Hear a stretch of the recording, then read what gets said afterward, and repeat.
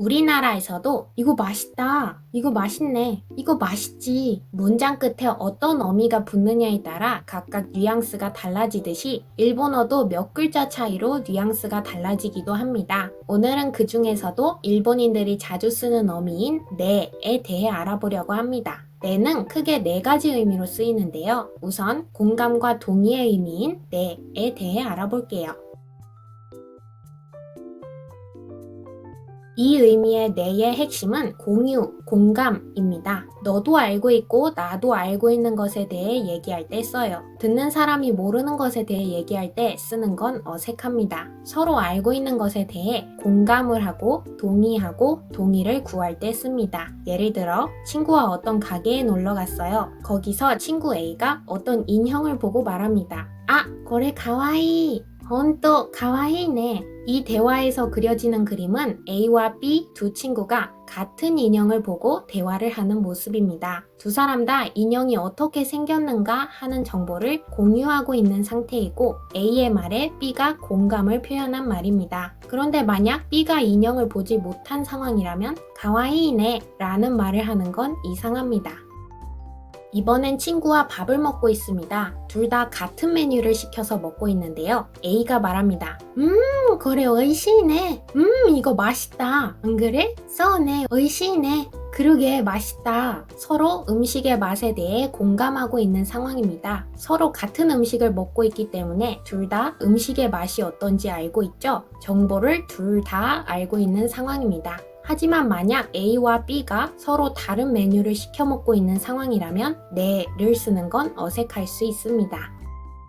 쿄 사무이 데스네. 오늘 날씨가 춥네요. 듣는 사람도 날씨가 어떤지 알고 있을 거라 생각하고 건네는 말입니다. B에게 당신도 날씨가 춥다 생각하지 않아요? 라며 가볍게 공감을 요구하는 뉘앙스입니다. 만약 B도 날씨에 대해 알고 있고 춥다고 생각한다면 서 데스네 라고 대답할 수 있지만 만약 춥다고 생각하지 않거나 날씨가 어떤지 모른다면 소 데스까? 라고 대답할 수도 있습니다.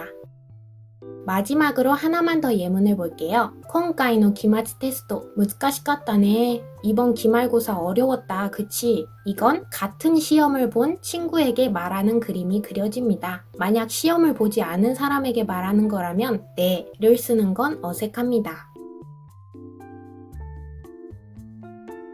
확인하는 의미의 네는 어느 정도 확신이 있는 상태에서 상대방에게 확인을 하는 뉘앙스가 담겨 있습니다. 무스메さんは 今 고고생 ですね. 따님은 지금 고등학생이시죠? 상대의 딸이 고등학생인 걸 이미 알고서 확인하려는 생각으로 물었다는 게 느껴집니다. 여기서 요네를 써서 무스메さんは 今 고고생 ですよね. 하면 따님은 지금 고등학생이시죠? 따님이 고등학생일 것 같기는 한데 확신은 없다는 뉘앙스로 하는 질문이 됩니다. 다나카상 데스네. 다나카씨 되시죠? 난 당신의 이름이 다나카란 걸 알고 있지만 확인차 묻는다는 뉘앙스가 담겨 있습니다. 레모네이드 히토츠 데스네. 레모네이드 하나 말이시죠? 가게에서 주문한 내용이 맞는지 재차 확인할 때도 네를 쓰기도 합니다. A가 묻습니다. 규지츠와 どのように過ごしていますか? 휴일을 어떻게 보내세요? そうですね. 主に家にいますね. 글쎄요. 주로 집에 있네요. 주로 집에 있다는 정보를 밝히면서 살짝 눈치를 보는 느낌이 담겨 있습니다. 내가 이 말을 해도 될까? 상대방이 어떤 반응을 보일까? 하며 눈치를 살피는 느낌이에요. 新しく買ったこの服どう思う? 새로 산 이 옷 어떤 거 같아? 요크 니아오네. 잘 어울리네. 잘 어울린다는 말을 하면서 A의 눈치를 살짝 보는 느낌이 있습니다. 그 외에도 네는 강조하거나 어조를 가다듬거나 감정을 담거나 사람을 부를 때 쓰기도 하는데요. 마타 아소비니 키테네. 또 놀러와줘. 여기서도 네를 빼고 말해도 괜찮지만 네를 붙임으로써 놀러와 주길 바라는 마음이 강조되었습니다.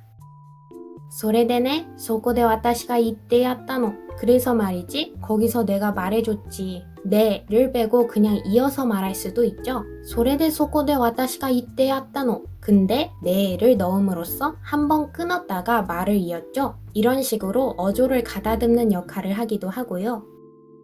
아나다네. 참 또 하나씩 기대로 넣어. 야, 너 제대로 얘기 듣고 있는 거야? 여기서도 네를 빼고 말해도 문제 없습니다. 하지만 네를 붙임으로써 감정이 실려 있는 느낌이 담겼습니다. 책망하는 뉘앙스가 담겼어요.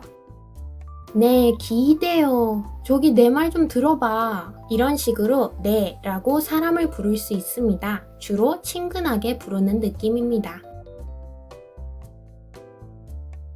이렇게 다양한 의미를 가진 네에 대해 알아봤는데요. 하지만 모든 언어가 그렇듯 일본어 역시 억양에 따라 정말 다양하고 다른 느낌으로 다가올 수 있습니다. 한국어도 뭐하니? 뭐하니? 뭐하니?가 각각 느낌이 다 다르듯 똑같은 문장이어도 요크니아오네, 요크니아오네, 요크니아오네 가 다 느낌이 다릅니다. 말 끝을 올리느냐, 내리느냐, 느리느냐에 따라 느낌이 달라지는데요. 이건 일본어 회화가 나오는 매체를 접하거나 혹은 실제 일본인들의 대화를 들으면서 감을 잡으시는 편이 좋습니다. 그럼 오늘도 시청해주셔서 감사합니다.